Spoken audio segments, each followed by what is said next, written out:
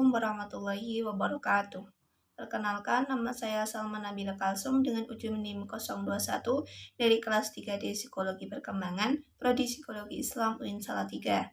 Video ini saya buat untuk memenuhi tugas UTS mata kuliah Psikologi Perkembangan yang diampu oleh Ibu Ana Evianti. Yang mana pada video kali ini saya akan membahas tentang perkembangan kognitif remaja. Perkembangan kognitif remaja itu dapat kita artikan sebagai tingkat kemampuan dalam berpikir seorang remaja. Nah, kemampuan berpikir ini dibagi oleh Piaget ke dalam beberapa tahap. Nah, kalau kita identifikasi, remaja ini masuk kepada tahap operasi formal, yang mana dimulai dari usia 11 tahun hingga dewasa. Tahap ini merupakan tahapan tertinggi dalam perkembangan kognitif, dengan ciri khas remaja dapat berpikir secara abstrak, yaitu tidak memerlukan banyak gambaran yang nyata untuk memikirkan suatu konsep. Yang dicirikan lagi dengan memahami simbol untuk menyimbol. Maksudnya, masa remaja itu dapat memahami suatu tanda yang mana ia juga bisa menggunakan tanda itu di lain kegiatan atau di lain keadaan.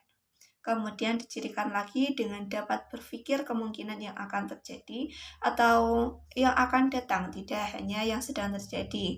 Nah, bisa kita sebut dengan pemikiran idealistik atau pemikiran mengenai masa depan.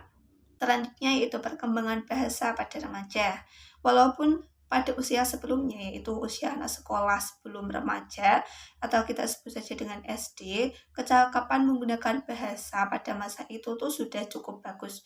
Cuman ketika masa remaja ini terjadi penghalusan bahasa yang lebih lanjut, kosakatanya yang terus bertambah, terus tumbuh seiring dengan bahasa bacaan yang semakin banyak dan semakin dewasa.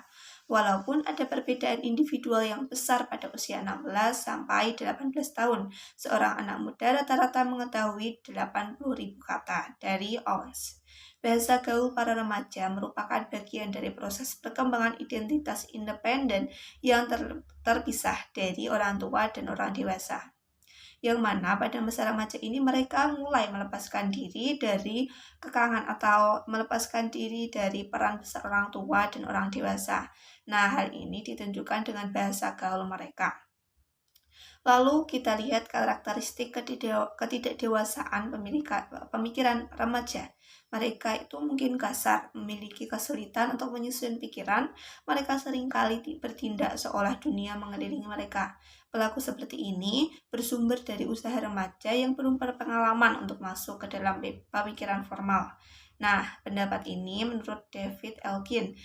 Kita tahu bahwa masa remaja merupakan masa peralihan dari kanak-kanak menuju dewasa, sehingga pada masa peralihan ini mereka membutuhkan banyak-banyak pengalaman untuk bisa menjadi bekal ketika nanti dewasa. Nah, Elkin ini membagi pemikiran yang belum matang ke dalam 6 karakteristik. Yang pertama yaitu karakteristik idealisme dan kekritisan, lalu ada argumentativitas, ragu-ragu, menunjukkan hipokrisi, kesadaran diri, dan kekhususan dan ketangguhan. Selanjutnya kita akan membahas mengenai teori Kohlberg, yaitu penalaran moral. Nah, penalaran moral ini dibagi jadi 3 tahap, yaitu prakonvensional, yaitu usia 4-10 tahun, lalu ada tahap konvensional, yaitu usia setelah 10 tahun, dan usia remaja, yaitu pasca konvensional awal. Nah, dari kedua tokoh tadi yaitu Piaget maupun Kohlberg tidak menganggap orang tua sebagai faktor yang penting bagi pertumbuhan moral anak. Tetapi pada riset terbaru itu menekankan kontribusi orang tua dalam bidang kognitif dan emosional. Kalau kita lihat dari perspektif agama kita, yaitu agama Islam, telah dinyatakan dalam hadis maupun di dalam Al-Quran bahwa peran orang tua itu sangat besar dalam pendidikan anaknya secara emosi maupun yang lainnya. Selain itu, dalam sebuah studi longitudinal yang melibatkan 174 anak di situ tuh menyatakan bahwa peranan orang tua itu sangat besar bagi pertumbuh kembangan anaknya, baik itu dari segi bahasa maupun kognitifnya. Nah, hal ini tuh berhubungan dengan gaya pengasuhan dari orang tua. Gaya pengasuhan dari orang tua itu ada 3, yaitu pola asuh permisif, yaitu pola asuh yang dengan orang tua yang toleran atau dengan penuh kesabaran. Lalu ada pola asuh otoritatif di mana orang tua dan anak selalu berbicara bersama untuk mendapatkan sebuah solusi bagi kedua pihak, tidak hanya kepada anak saja, tidak hanya dari orang tua saja.